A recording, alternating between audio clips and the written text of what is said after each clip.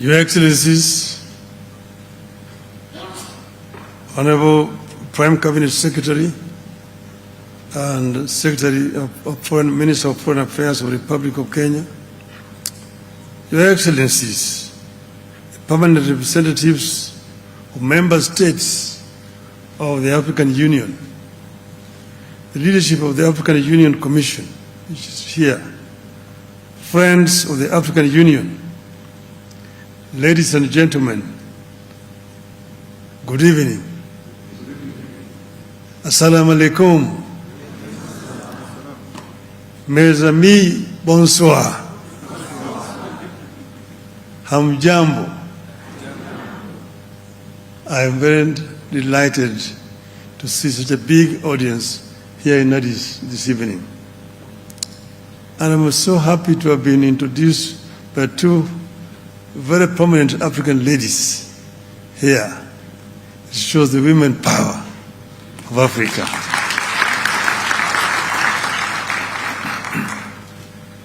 Allow me to begin by thanking all of you for making time out of your very busy schedules to come and listen to me and my vision for this great institution, the African Union Commission.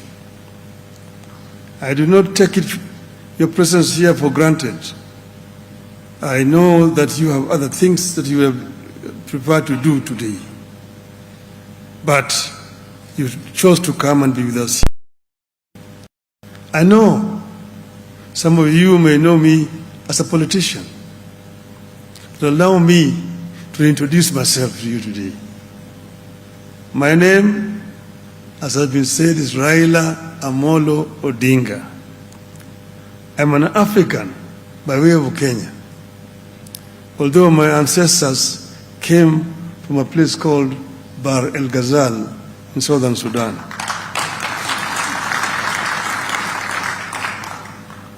I am a mechanical engineer by training, a businessman, a former prime minister, a grandfather of 5, a father of 4, a husband of 1, that I know of, and a lifelong servant of Africa, but you may call me also Baba. Many of you have heard of me because of politics, which, as you know, can be a challenge and uncompromising in my belief about our African unity. I was born into the spirit of Pan-Africanism as the son of a pioneering leader, Jaramogi Oginga Odinga, and under his tutelage and guidance, I was exposed to the rich tapestry of Africa. I have witnessed both the continent's greatest aspirations and its most challenging trials. I have experienced the vision and dedication of the founding fathers like Nnamdi Azikiwe, Kwame Nkrumah, Julius Nyerere, Ahmed Sekou Touré, Gamal Abdel Nasser, Ahmed Ben Bella, and recently, Nelson Mandela. I have also lived through the collapse of that grand vision and have a occasion to watch as the world rapidly transformed, while back at home, we are developing at a slower rate. Thankfully, the vision of the modern AU as we know it was brought back to life by Presidents Thabo Mbeki, Olusegun Obasanjo, Abdoulaye Wade, and Abdulaziz Bouteflika. We thank them for their contributions. Indeed, Africa has given all of us the tools to succeed, which is why I'm determined to give back to Africa. And we're meeting here today in Addis Ababa Addis Ababa is not the head seat of OAU or of AU by accident. This is the cradle of mankind. The contemporary knowledge of science, the oldest species of humanoids living around this region here, from Ethiopia down to Kenya. So here you are back home. And they say that Adam was the first human being who was an African.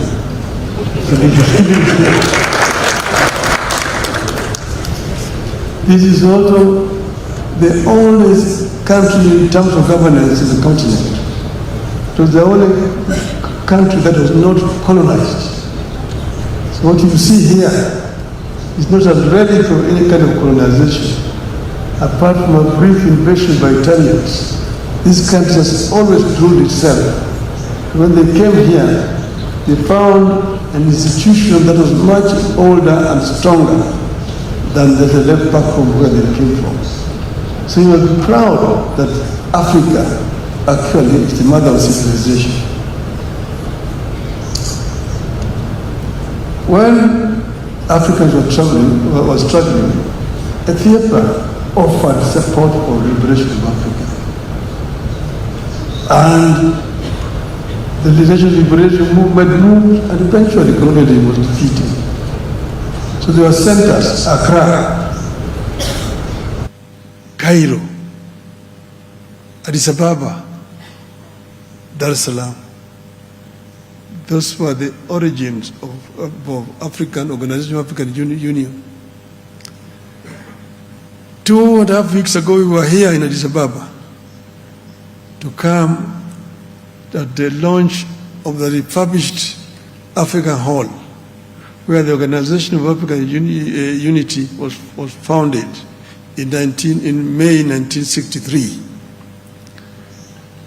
At that time, I came under a different category. I was invited as a descendant of my father, who was one of the founding fathers of the Organization of African Union.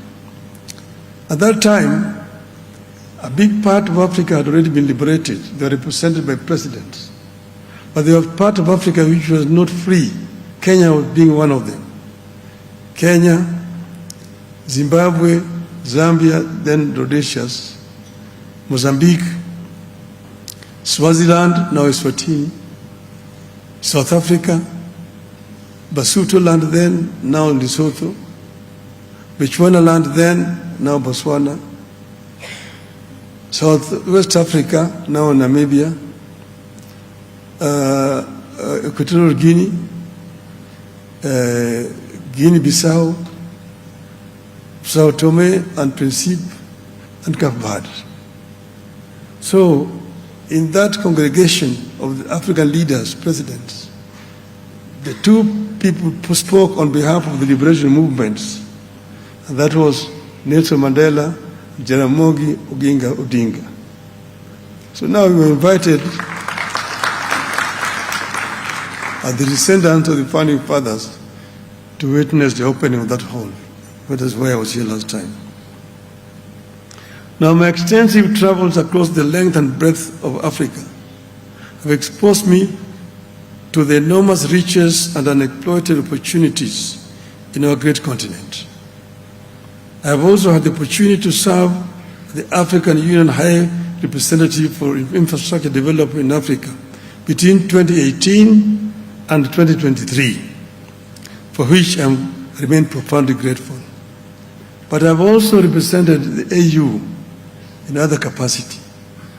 When Ivory Coast was in turmoil, the then chair of the AU, Mr. Jean Ping, approached me and asked me to be the African Union representative to mediate in the crisis in Ivory Coast. I have also been involved in other peace initiatives in Burundi under Maldimu Julius Nyerere to negotiate peace in Burundi. I was also involved in Mozambique when there was a crisis, when the opposition had refused to accept the results, and they needed somebody to go and bring them together. I was involved in the negotiations in Mozambique. So I understand Africa from other perspectives. But I was introduced, I was asked by the current chair to be the High Representative of Africa on the field of infrastructure. And I know most of the representatives here from that perspective. This position gave me the opportunity to further appreciate Africa's myriad infrastructural and associated challenges. Here, we were dealing with several infrastructure across the continent. We were dealing with trans-African highways, because Africa has got a elaborate program, PIDA, Program for Infrastructure Development in Africa, with presidential champions for all these infrastructure projects. But there are several challenges that are being faced. That position gave me the inside story of what needs to be sorted out in the African Union.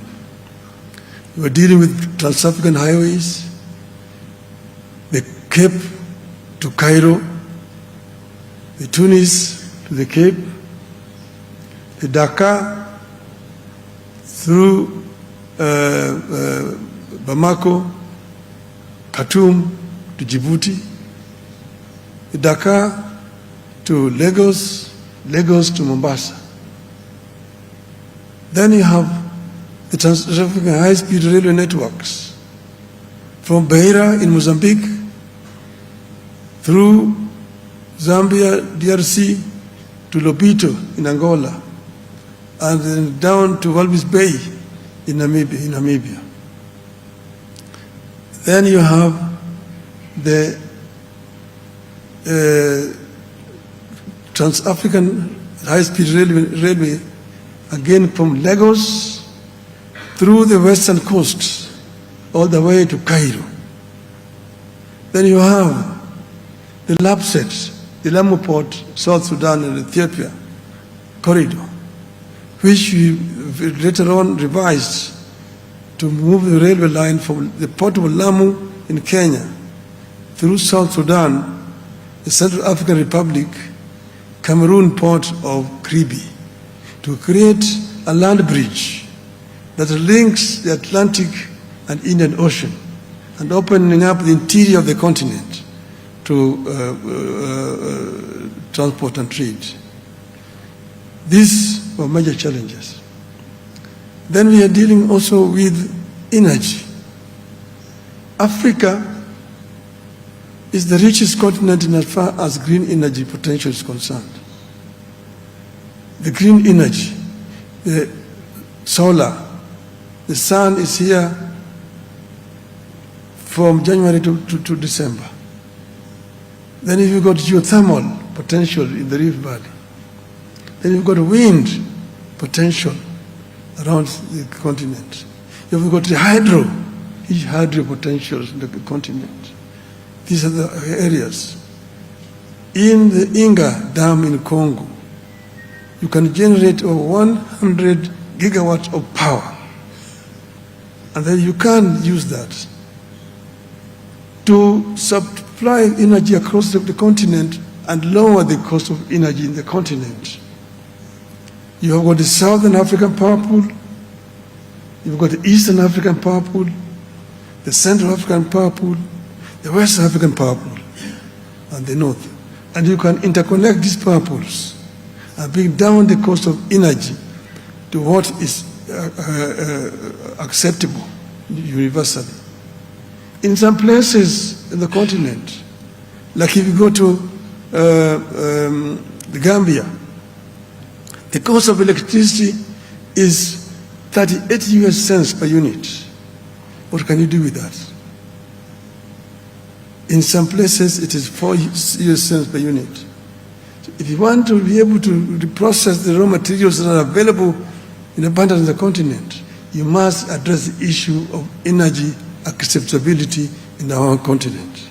And that was one of the issues we dealt with. The issue of high-speed connectivity, fiber optics, was another one, to connect all the African capitals so that communication can become much easier and faster, and give our people access to the internet. Then the open skies was another issue. Open skies to bring down the cost of air transport on the continent. Africa is huge, and the infrastructure down on the roads and highways and railways are not fully developed. But we've got the skies, which are free. You don't need to construct anything. All you need is just construct airports and buy planes. That's all. But then there are barriers which have been put there. Each and every country has got their own air traffic control. And to fly the airspace, you have to get a permission, and you have to pay. And this makes the air transport so expensive in Africa, where the air transport is mostly needed. The air transport in Africa is much more expensive than it is in Europe. In Europe, they've got one European air traffic control. And once you've been cleared, you can't just fly, you only inform the other countries that I'm overflying, and you have no problem. In Africa, you have to wait days to be given a clearance if you're trying to fly with your own aeroplane. The other time, I was trying to fly from Dar es Salaam to Niamey in Niger for a conference. I was holed up in Dar es Salaam in an hotel for 10 hours because you must get an overflight clearance over Uganda, DRC, Central African Republic, Cameroon, Nigeria, and Niger itself. At that time, I was going for the funeral of the president of Namibia. I'm sitting in Nairobi at the airport for 3 hours to get clearance over Tanzania, DRC, Zambia, Botswana, and Namibia itself. So these are self-imposed restrictions on our continent. This is what we call the low-hanging fruits that you can harvest without a problem. But these are still there as a challenge. These are some of the problems that we were dealing with when I was there. And saying that this means a challenge that we need to deal with going forward. Then, in the continent, we have the youth. The youth is the biggest asset that we have in our continent. The African continent is a young continent because 70% of our youth are below the age of 35. This can be an asset, or it can also be a challenge. Because the youth, if they are not empowered, they become a drag on the economy. They become drug addicts. They become criminals. And they become a drag on the economy. But if they're empowered with skills, thank you. So our youth are the biggest resource that we have in the continent. But we first need to give the youth the requisite tools that they require to be able to create wealth for our continent. This is another major challenge to us. This is what other countries have done. This is what China did.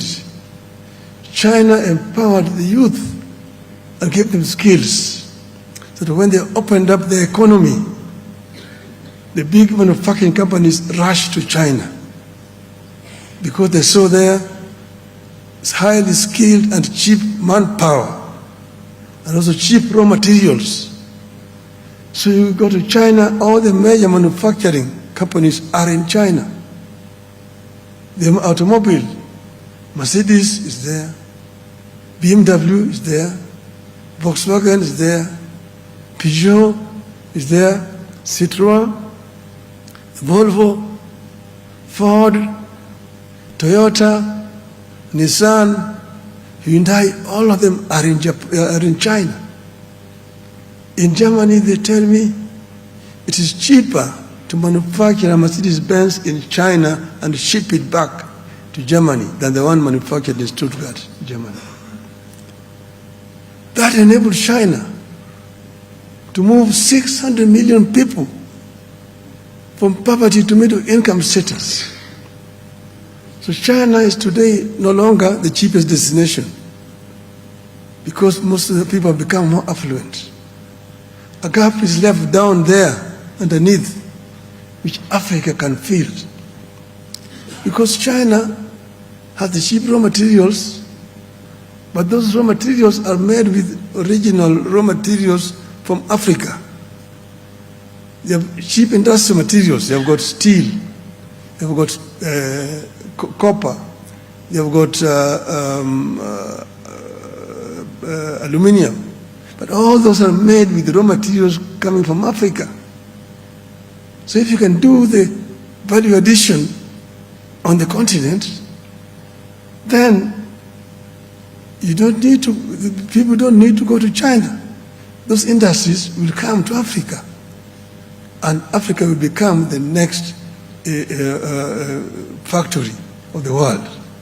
This is one of the things that I have in mind.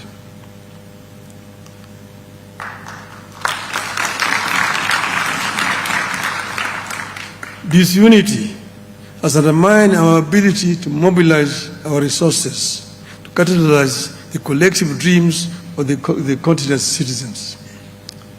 Africa's unity is therefore sacred to me. We must return unity to the top of our priorities as Mwalimu Nyerere and Nkrumah did.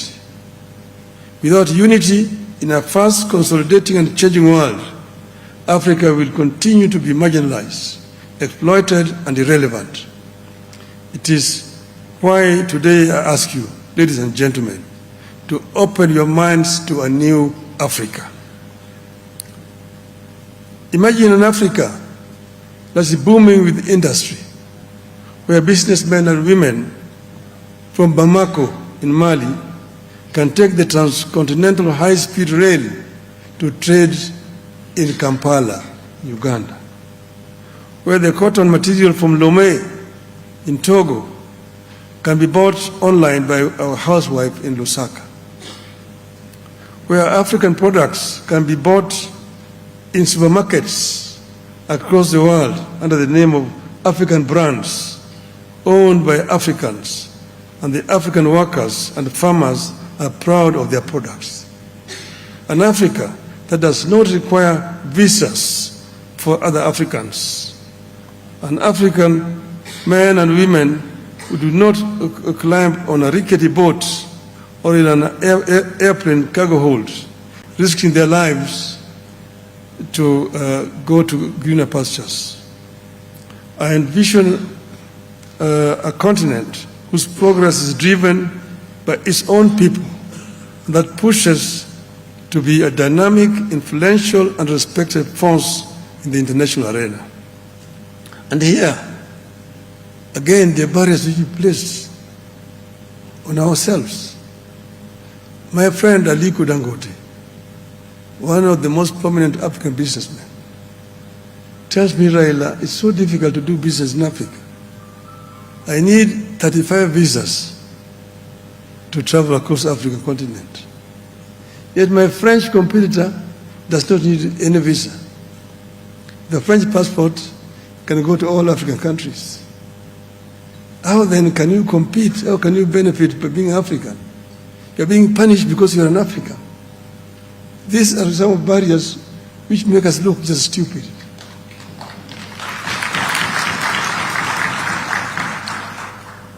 In Europe, when I was living there, traveling in Europe was very difficult. You had to have a visa. When I was traveling from Germany to Britain on a train, I needed a visa to transit through Belgium or Holland, 2 visas. And if you did not have that visa, they put you back on the train back to where you came from. Today, you don't need a visa in Europe. The Schengen visa, you can go to any country in Europe. You only get, if you're traveling by road, you only get to know that you have crossed the border by seeing the different registration numbers. And so Europe has become a village. Why can you not do that in Africa? I intend to see that we introduce Africa, the AU visas, like the Schengen visa.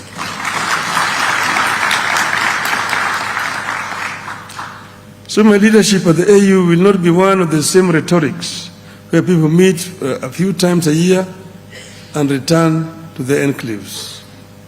My leadership will be pegged on the dreams of our forefathers, who expected that by now Africa would roar in one united voice. So here, we know, every year there's a General Assembly here. The jets come, land, and they move in here. Coming into these premises is not as easy as you came today. Today it was easy because we are coming to meet a candidate. Then those days, there's a lot of security. Then there's a lot of talk in the halls here. Monsieur le Président, this and that, resolutions are passed, and off the jets will leave again Addis Ababa. I can tell you without fear of contradiction that 93% of these resolutions which are passed here are never implemented. That is by confirmation from Mr. Faki himself. So it has become a talking shop. I intend to change that to ensure that all the resolutions which are passed here are properly implemented. So we will not put anything in the agenda and the resolution if we know it cannot be implemented. And if it's not implemented, we'll have a very good reason to explain why it was not implemented.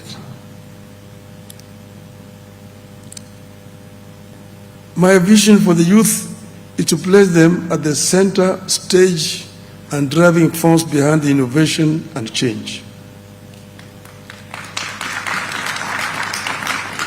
Today, African youth are drowning on ships and boats, rickety boats, trying to get to Europe, going to greener pastures. It's a big shame that we're losing young, energetic people because of the poverty on our continent. So the solution is to change this by creating proper employment opportunities on the continent so that they don't have to leave the continent going to look for jobs where they're not wanted. You're ramped there as a refugee, you're taken there as a prisoner. It's a big shame. So these young people will find jobs here. Picture vibrant cities buzzing with energy as young entrepreneurs leverage technology and creativity to build dynamic businesses. With AI and digital resources at their fingertips, they invent solutions for our unique challenges, transforming agriculture with smart farming technologies, revolutionizing healthcare with telemedicine, and reshaping education through accessible online platforms. Our young minds are not just participants in the global economy. They are leaders, innovators, and change makers. My economic transformation plan envisions an economically transformed continent, thriving on the richness of its resources and the unity of its people, a continent that not only sustains itself, but is a powerhouse of global trade. The African Continental Free Trade Area will be more than a policy. It will be a reality. Imagine goods flowing seamlessly across the borders, facilitated by advanced logistics and digital platforms, creating jobs, fostering innovation, and ensuring that no Africa goes hungry. My environmental sustainability plan envisions our rich biodiversity. It is protected, and our natural resources are managed wisely. In the face of climate change, we lead the way in renewable energy, harnessing the sun and the wind power to power our homes and industry. Our agricultural practices need to be regenerative, preserving our land for future generations and ensure food security for all. Africa is not the offender in this debate on climate change. Africa is a victim because Africa's emission is less than 5%, about 3%, somewhere there. But Africa suffers the biggest effect in this animal called climate change. Many of African countries today live between two twin disasters: floods and drought, El Nino and his sister La Nina. The floods, when the floods come, they destroy homes. People drown. Our infrastructure is devastated. Bridges are washed, and so on and so forth. And when the drought comes, livestock is dying. People go hungry. There's no food, famine, and so on. So first, we need to make our contribution to this agenda of climate change by greening Africa, rolling back the desert. But we are also the biggest arable land available today on the planet Earth. So we make use of what we have on the continent. But in the negotiations for compensation, if we go as Benin, as Cape Verde, as Egypt, as Senegal, as Kenya, they just look at you. I have been in those COPs. I was in COP 15, I was in COP 16, I was there in Copenhagen, I was in Cancun, Mexico. I've been in a number of those COPs. I was in Sharm el Sheikh. Now I'm not going to Baku next week. It's Baku, and next year it is in Brazil. But it's a talk shop. People talk and they keep on pushing you. They make promises of billions, but when it comes to contributions, nothing is happening. But if Africa negotiated as Africa, it would be a different matter altogether. But if you go as individual countries, you keep on being pushed left, right, and center. And that's why we must have one agenda on this issue, climate change, and say this is what it is, these are our terms. Gender equality and inclusion. In this ideal Africa, gender equality is not just an aspiration, it is a reality. Women and girls are empowered, need to be empowered to pursue their dreams, leading in every sector, from technology and politics to education and business. African woman has made a lot of contribution in history. African woman is the breadwinner in most of African societies. She's the one who wakes up so early in the morning to go to the farm, to go and farm. She's the one who is looking after the children at home. She's the one who is also fetching water to bring at home. The one who is cooking in the home.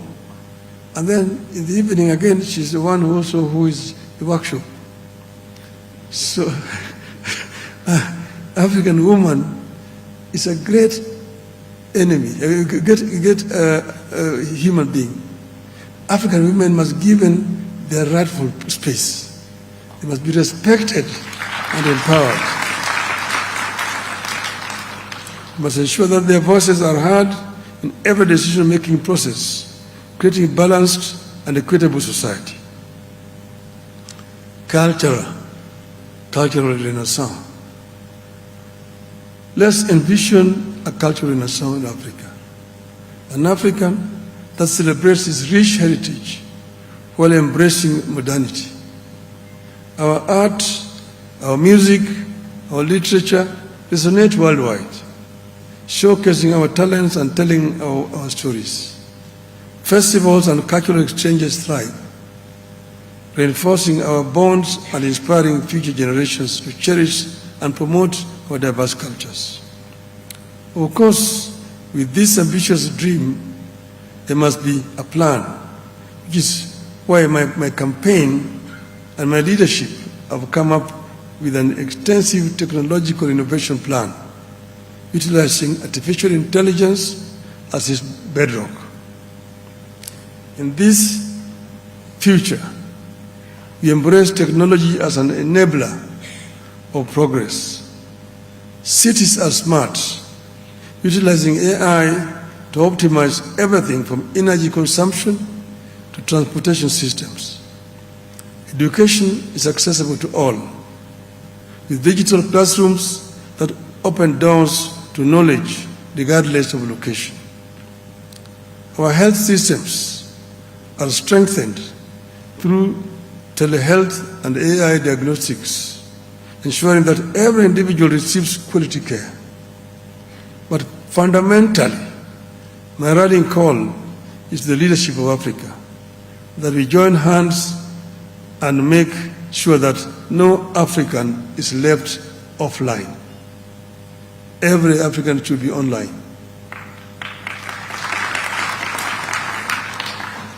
And now let me conclude. A call to action.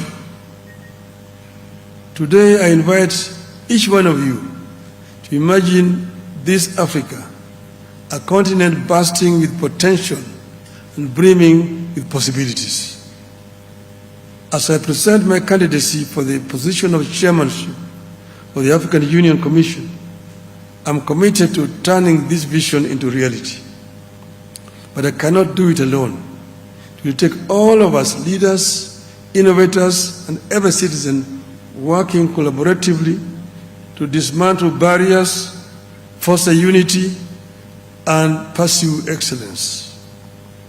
Together, let us harness our collective power to create a future where Africa stands tall on the global stage, an emblem of resilience, creativity, and unity. Let us embark on this journey towards a brighter and more prosperous Africa. Africa is the richest continent on the planet Earth in terms of strategic raw materials that have made other parts of the world rich. The paradox is that the richest in terms of resources is also the poorest in terms of living conditions of these people. This is what we need to change so that African people can be rich people. We have been blaming others in the past, but the time for blame game is gone. Now is the time to act as Africans, and we take our destiny in our own hands, and we work collaboratively to uplift the living conditions of African people. There are those people who do not believe that Africa can develop. So they are what they call Afro-pessimists. Afro-pessimists are those who think Africa is a lost cause. But the Afro-pessimists, like myself, are those who believe in the ability of the African people to develop Africa. Africa will not be developed by foreigners coming to Africa. The foreigners will come to invest, not to develop, but to make money. But ultimately, Africa will develop with the brains and energies of the African people. And that's why you've seen the story I tell of the African lion. That African lion is a very resilient animal. And here the African lion is giving a message to the Asian tiger. And the African lion is, as you know, in Africa, the lion is a revered animal.